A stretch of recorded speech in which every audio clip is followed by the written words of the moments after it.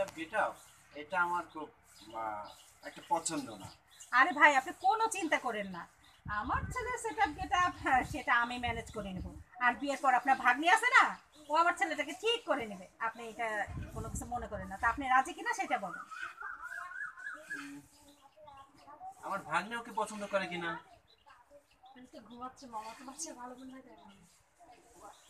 আমার ভাগ্নে রাজি তো আমার কে করে আলহামদুলিল্লাহ বলা ছাড়া তো উপায় নেই। আচ্ছা আলহামদুলিল্লাহ।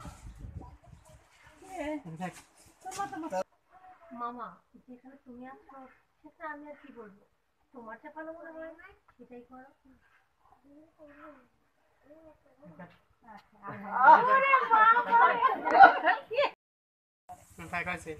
এখন কার ডায়লগ যাবে? আবি আবার ডায়লগ শেষ মুড।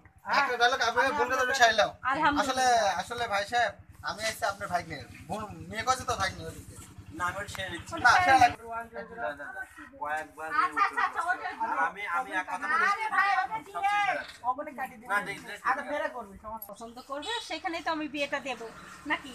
তা আপনার মত কি বলেন? ঠিকই বলেছেন, ছেলে যেখানে মতামত সেখানে দেওয়াই উচিত। তবে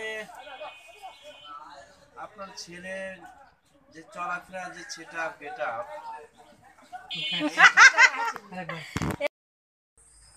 বোমা জি আম্মা আসি। আম্মা ডাকছিলেন? হ্যাঁ ডাকছিলেন। কি হয়েছে আপনি এইভাবে হঠাৎ আমার দিকে তাকিয়ে আছেন, কিছু বলবেন? না, তোমাকে দেখতেছি। ও আচ্ছা যাই হোক, খিদা লাগছে, কিছু খাবার এনে দিব? না বৌমা, আসলে তোমাকে আমি একটা কথা বলার জন্য ডাকছি।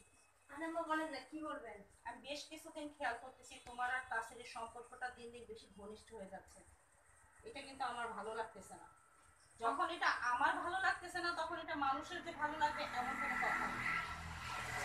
আপনি এগুলো কি বলছেন আপনি? হ্যাঁ ও আমার ছোট ভাইয়ের মতো, তারপরে বুঝতে পারছি আপনি আমাকে সন্দেহ করেন, তাই তো? শোনো বৌমা, ছোট ভাইয়ের সাথে মিশা আর দেবরের সাথে মিশা আর দেবরের থেকে আরো প্রিয় কারোর সাথে মিশা সব কিন্তু আমি বুঝি। আমি তোমার থেকে ছোট না। বুঝতে পারছি আমার বড় তো বিদেশ থেকে, এর জন্য আপনি আজকে আমাকে এতগুলো কথা শোনালেন। ঠিক আছে, আপনি যদি এত আপত্তি হয় কথা বলা তো দূরের কথা, ওই জন্য আমি এই বাড়িতেই থাকবো না, থাকেন আপনি। ভালো কথা বললেও দোষ হয়ে যায়, কিন্তু এইসব তো আমার আর ভালো লাগতেছে না। শেষে কোনো সর্বনাশ না হয়ে যায়।